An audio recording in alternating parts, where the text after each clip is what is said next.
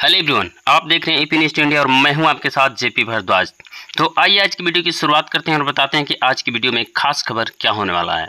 आज 31 अगस्त 2025 महीने का आखिरी दिन संडे रविवार हो गया, हिंदी तिथि अष्टमी। और आइए बात करते हैं आज के मुख्य समाचार। प्रधानमंत्री नरेंद्र मोदी 7 साल बाद चीन पहुंचे। अपने जापान दौरे के बाद वहां से डायरेक्टली चाइना गए। यहां एससीओ समिट में शामिल होंगे और चाइनीज राष्ट्रपति शी जिनपिंग और रूसी राष्ट्रपति व्लादिमीर पुतिन के साथ द्विपक्षीय बातचीत भी करेंगे। अभी चीन के तियानजिन पहुंचे हैं पीएम मोदी और चाइना में एयरपोर्ट पर पीएम मोदी का भव्य स्वागत भी हुआ। पिछले 7 सालों में ये पहली चीन यात्रा है किसी भारतीय दिग्गज नेता की। और यहाँ एससीओ समिट में रूसी राष्ट्रपति से मिलने से पहले पीएम मोदी ने यूक्रेन के राष्ट्रपति जेलेंस्की से फोन पर बातचीत भी की और दोनों देशों के बीच शांति बहाली पर जोर दिया। दोनों नेताओं ने रूस यूक्रेन युद्ध और अन्य महत्वपूर्ण विषयों पर चर्चा की। पीएम ने कहा कि इस वार्तालाप का मुख्य उद्देश्य है क्षेत्र में शांति और स्थिरता स्थापित करना। यूक्रेनी राष्ट्रपति से पीएम मोदी बोले कि भारत हर कदम पर यूक्रेन के साथ है। जल्द शांति बहाली का आश्वासन भी दिया। और खबर आ रही कि रूसी राष्ट्रपति पुतिन भी इस साल दिसंबर में भारत दौरे पर आएंगे। यूक्रेन युद्ध के बाद उनका ये पहला इंडिया विजिट होगा और कल सोमवार को चीन में पीएम मोदी से भी मिलेंगे पुतिन। और इससे पहले जो जापान दौरे पर थे पीएम मोदी, इस दरमियान उन्होंने बुलेट ट्रेन में भी सफर किया। ट्रेनिंग ले रहे भारतीय ड्राइवरों से भी मिले। मोदी ने जापानी पीएम को मून स्टोन गिफ्ट किया।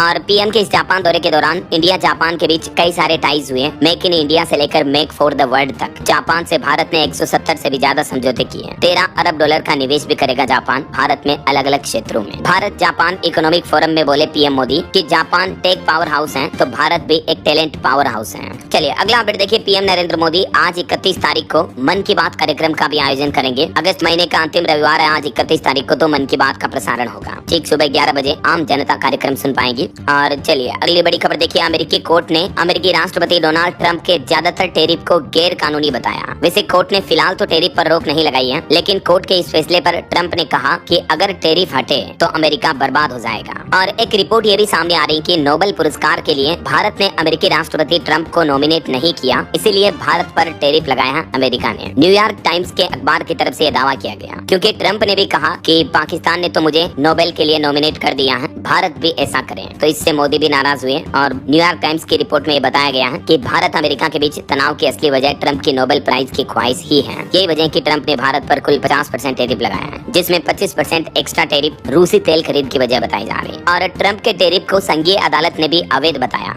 अमेरिकी अदालत ने क्या कहा देख सकते हैं कि भारत समेत दुनिया भर पर लगाया गया टैरिफ जो अमेरिका के राष्ट्रपति द्वारा ये एक तरह से अवैध है। हालांकि हमारे देश के मुख्य आर्थिक सलाहकार भी बोले कि ट्रंप टैरिफ का असर सीमित ही होगा। भारत की अर्थव्यवस्था में सकारात्मक संकेत दिख रहा है। हालांकि इस टैरिफ के बाद बैंक ऑफ बड़ौदा की अभी एक रिपोर्ट सामने आई, जिसमें बताया गया कि फाइनेंशियल ईयर 2026 में भारत की अर्थव्यवस्था 6.5% बढ़ने का अनुमान है। टैरिफ की वजह से थोड़ा जोखिम पैदा हो सकता है देश की इकोनॉमी पर। और GTRI ने भी सरकार को एक सुझाव दिया। कहा कि वैश्विक प्रदर्शनियों में भागीदारी के लिए निर्यातकों को यानी एक्सपोर्टर्स को 2500 करोड़ मिलने चाहिए। मतलब सरकार को सालाना इतना बजट एक्सपोर्टर्स के लिए रखना चाहिए, तभी वैश्विक निर्यात भारत का बढ़ाया जा सके। ऐसा तो ये कुछ टैरिफ वगैरह को लेकर मसले चल रहे हैं। चलिए आगे बढ़ते हैं अपन खबरों में। देखिए आप ऑटो इंडस्ट्री से खबर आ रही है। ईथर कंपनी ने अपना एक नया ई स्कूटर रोल आउट किया, जो कि खराब सड़क और गड्ढा आने से पहले आपको सतर्क कर देगा। ईथर ने पोर्ट होल करके एक अलर्ट फीचर रोल आउट किया है और एक स्पोर्ट्स इलेक्ट्रिक स्कूटर भी लॉन्च किया, जिसमें रिडक्स का कॉन्सेप्ट भी रिवील किया कंपनी ने। चलिए अगला अपडेट देखिए। देश के वायुसेना उप प्रमुख ने एक नया खुलासा किया है ऑपरेशन सिंदूर के 3 महीने बाद। उन्होंने कहा कि हमने ऑपरेशन सिंदूर में पाकिस्तान पर 50 से भी कम हथियार दागे थे। एयर मार्शल बोले कि इतने में ही पाकिस्तान घबरा गया और सीज फायर के लिए कहने लगा। एयर मार्शल नर्मदेश्वर तिवारी की तरफ से ऑपरेशन सिंदूर को लेकर ये कुछ खुलासे किए गए। और एक बड़ी खबर देखिए दोस्तों। ह्यूमन GPS के नाम से कुख्यात आतंकी बागू खान मारा गया। 25 सालों में 100 से ज्यादा घुसपैठ में मदद कराने का आरोप था इस पर। गुरेज में 2 दिन पहले इसका एनकाउंटर किया गया। जम्मू कश्मीर के बांदीपोरा जिले के गुरेज सेक्टर में LOC के पास सुरक्षा बलों ने इस कुख्यात आतंकी बागू खान को मार गिराया।